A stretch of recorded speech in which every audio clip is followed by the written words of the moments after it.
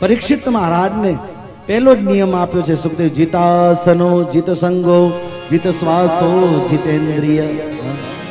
પેલા આસનને જીતો, પછી સંઘને જીતો.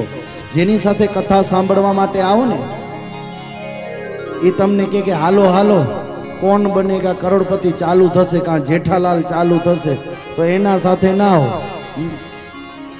જે તમારો સંગ કેવો હોવો જોઈએ કે તમારા જેવો એ પણ ભગવાનનો પીપાસુ જીવ હોય, એને ભગવાનની કથામાં રસ હોય, એવા સાથે કથામાં આવો. જીત સંગો જીત શ્વાસો, શ્વાસને જીતો. જેટલી વાર બેઠા છો ક્યાંક મોકો મળે તો ઓમ નમો ભગવતે વાસુદેવાય, પોતાના ગુરુને આદેશ જીનામ નમો નારાયણ કરીને યાદ કરી લેવા.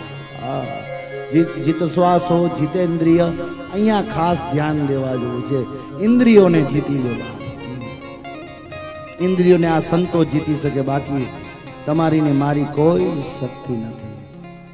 આપણે તો 8 વાગશે ને પેટમાં ગળગડિયા થશે. રોજ નાસ્તા વાળા હશે ને, ભેલપુરી ને પાણીપુરી વાળા હોય, ટાણુઓ ભાઈઓ રાહ જોતો હોય ને, એને પેટમાં ગલગલિયા થાય. એટલે ઇન્દ્રિયોને જીતો, અને ખાસ કરીને જીભને જીતી લો. જીભને બે રીતે જીતાય, એક સ્વાદમાં ને બીજો વાદમાં. હા, સ્વાદ ને વાદમાં જીભને જીતી લ્યો. બા ઇન્દ્રિયોને વશમાં રાખો. 5 જ્ઞાનેન્દ્રિય, 5 કર્મેન્દ્રિય ને 11મું મન, આ બધું પોતાના વશમાં રાખો. કોકના વશમાં ન જોઈએ, પોતાના વશમાં હોય ને તો વાંધો ના આવે. એક દિવસ મેકરણ દાદાને કોઈએ કીધું, દાદા જીનામ. દાદા કીધું જીનામ જીનામ જીનામ. દાદા હિમડે પીર ને ફકીર ને કથાકાર ને એ વડા માળું કર પહેલેથી લખાઈ ને, એ મહાપુરુષ મળે જોકો થયા પહેલેથી થઈ ને. ત્યારે દાદાએ સુંદર મજાનો જવાબ દીધો, અરે પીર પીર કરો છો તા પીરે જીનાએ ખાન. જીનામ જીનામ જીનામ જીનામ. અરે પીર પીર કરો છો તા પીરે જીનાએ ખાન.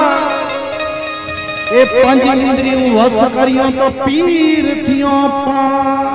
5 ઇન્દ્રિયો વશ કરી દો તો આપણે પીર બની જઈએ. ઈ જ નથી થતું, તકલીફ છે.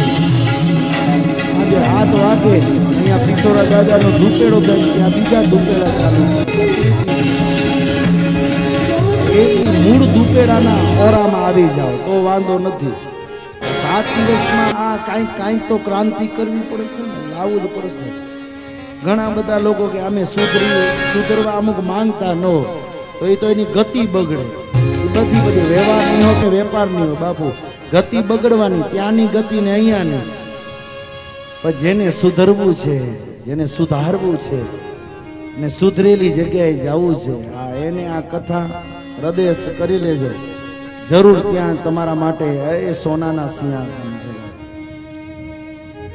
કોઈક મારીને 72 હુરો દેખાડે, અમે તો જીવાડીને તો અમે જીવાડવા માંગીએ છીએ અને પછી સ્વર્ગમાં સિંહાસન બેસાડવા માંગીએ છીએ. આ 32 હુર નૂર અમને મગજમાં ન બેસે. સુંદર મજાનો તમારા માટે ત્યાં ભક્તિનો માહોલ. 4 નિયમો હૃદયસ્થ કરજો. આસનને જીતજો, શ્વાસને જીતજો, સંઘને જીતજો ને ઇન્દ્રિયોને જીતજો. આ જે નિયમથી કથા સાંભળે ને એને જરૂર મારો કાળિયો ઠાકર દયા કરે.